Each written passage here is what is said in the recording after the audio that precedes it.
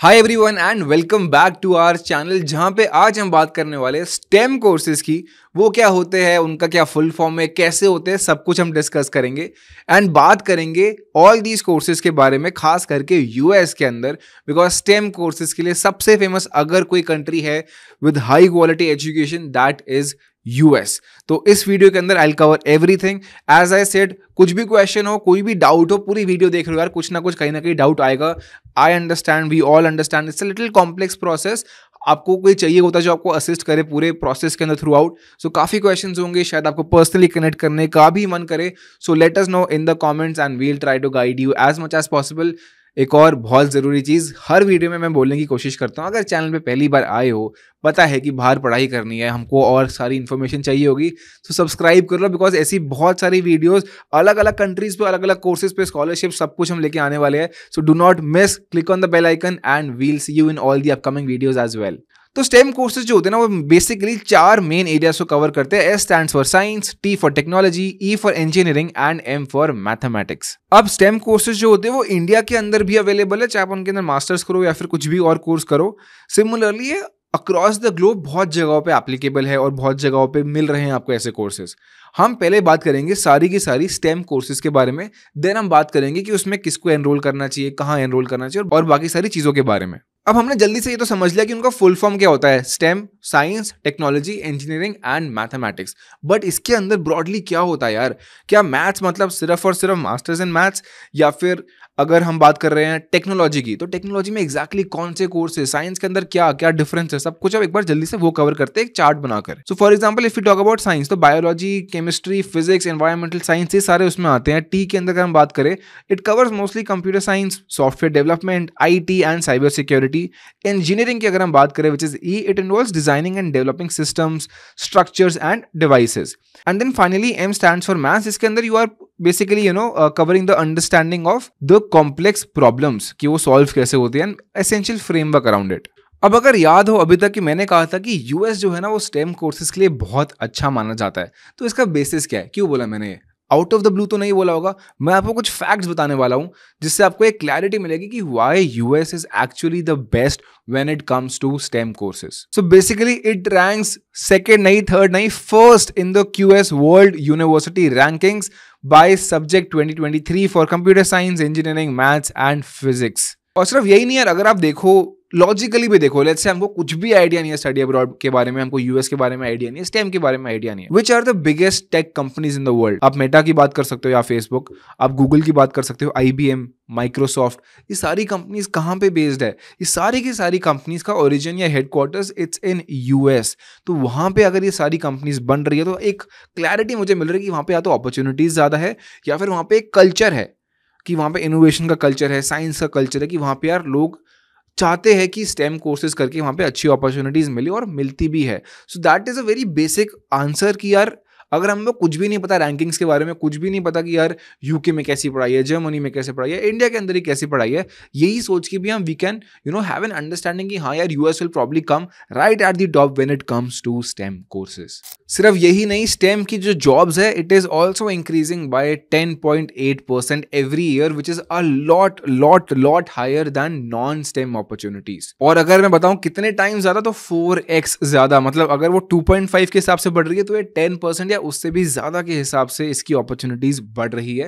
And ये obvious ही है क्यों। There is a possibility that 1.5 to up to 2 million jobs will not be able to get filled because skills नहीं है। skills कैसे मिल सकते हैं? by doing STEM masters from US। तो वो अगर आप करते हो तो anyway you are covering that part and it is very clear that the growth is there, opportunities are there if you do it from the best possible place and if we are skilled, there is no number, no cap कि हम कितने वहाँ पे salary कमा सकते हैं या कितना वहाँ पे सस्टेन कर सकते हैं या ओवरऑल ही ग्रो कर सकते हैं। अब देखो, मैंने एक चीज तो काफी बार बोल दी है कि यूएस के अंदर यूनिवर्सिटीज बहुत अच्छी है। अगर मैं इस डिस्क्रिप्शन के लिंक में लगा दूं एक प्रॉपर रैंकिंग्स का भी पार्ट, तो आपको दिख जाएगा कि यार जो भी स्टेम कोर्सेज के लिए फेमस यूनिवर्सिटीज है या फिर क्वालिटी यूनिवर्सिटीज है, इंस्टीट्यूशंस है, all of them are based out of US. तो उस वाले पार्ट को तो हम सेपरेट रखते ही है। Even before I start the video everybody probably almost new कि हाँ यार यूएस के अंदर बेस्ट यूनिवर्सिटीज होती है। But what apart from the universities? University अच्छी होना एक बहुत बड़ा रीजन है, डेफिनेटली है, बट उसके अलावा भी कुछ चीज़ें होनी चाहिए जो हमको जानना ज़रूरी है कि यार why US for STEM. Okay, universities is one reason. Okay, we'll find more jobs, we'll find everything else a lot more in US as compared to maybe some other country, but what apart from that? सबसे पहला होता है high quality of life. जो आप life वहाँ sustain कर पाओगे उन अपॉर्चुनिटीज़ के अंदर, वो शायद ही आपको कहीं और मिलेगी. I think US is one of the, if not the most developed country in the world. अगर आप वहाँ पे हाई पेइंग जॉब करते हो, बिकॉज आप स्टेम के कोर्सेज या मास्टर्स करके अगर निकलोगे किसी अच्छे इंस्टीट्यूशन से, you will get a great job. उसके बाद में if you sustain and if you stay at a place like US, आपकी quality of life will be a lot better.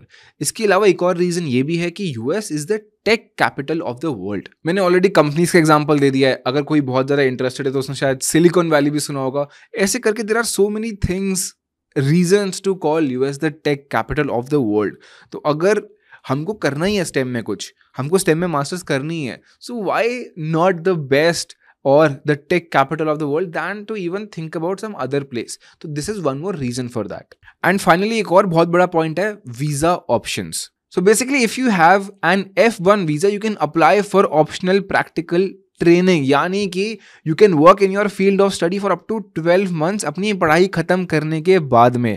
And अगर आपकी डिग्री होती है STEM के अंदर, you can get extra 24 months. मतलब STEM graduates can not only work for 12 months but up to 36 months after their studies.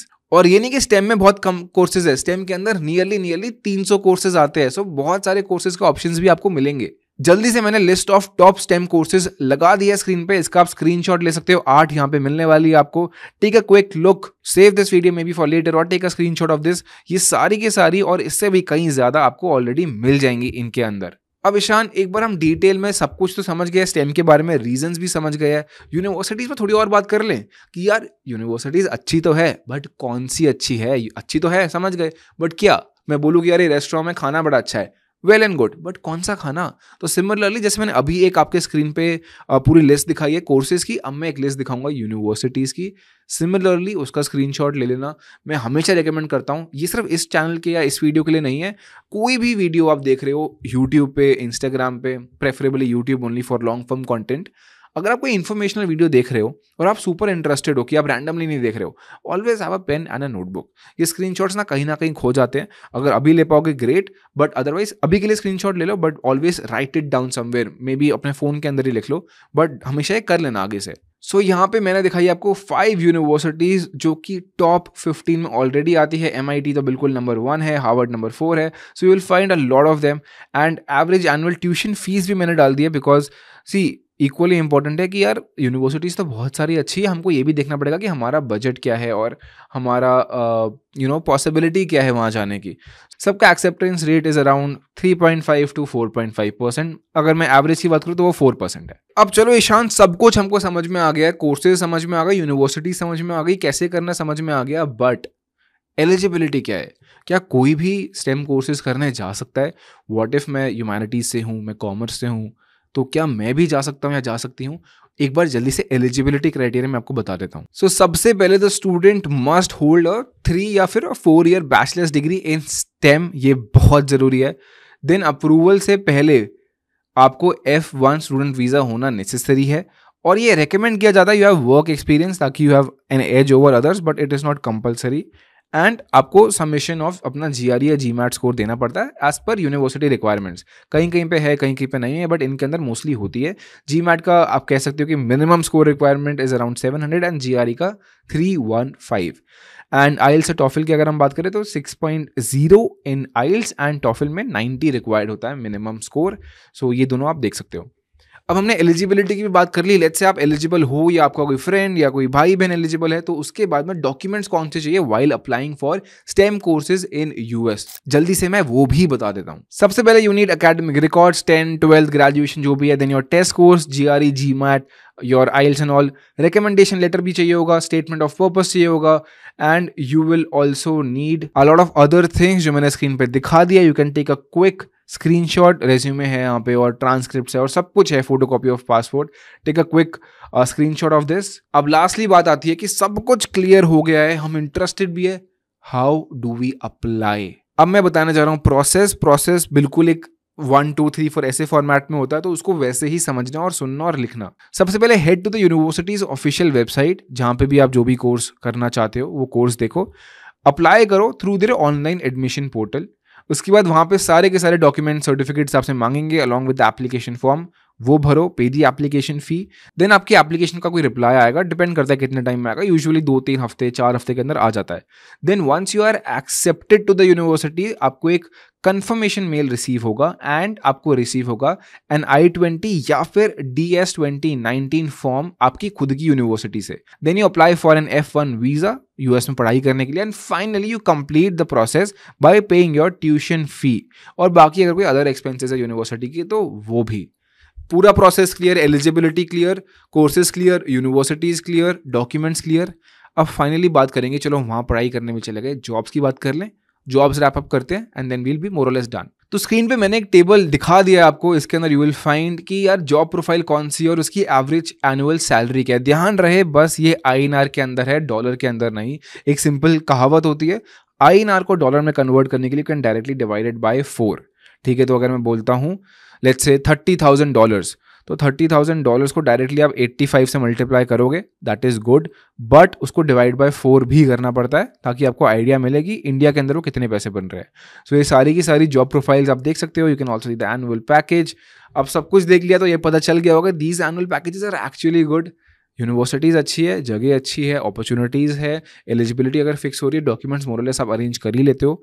You can also see कि the scope is there, salaries are good, everything is sorted. So if you really want to make a career and if you really want to pursue your masters in STEM, the US is the best destination to do so.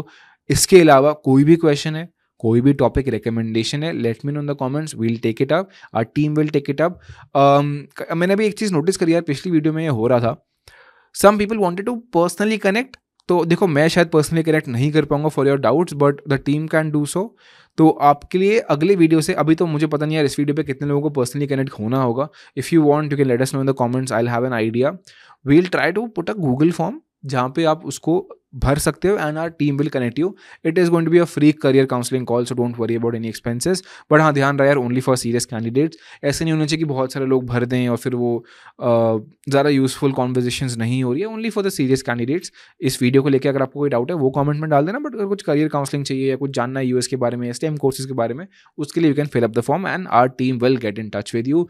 तब तक मिलते हैं अगली video के अंदर। कोई भी doubt as I said comments use करो, तुम्हारे लिए बने हैं। I will see you in the next one.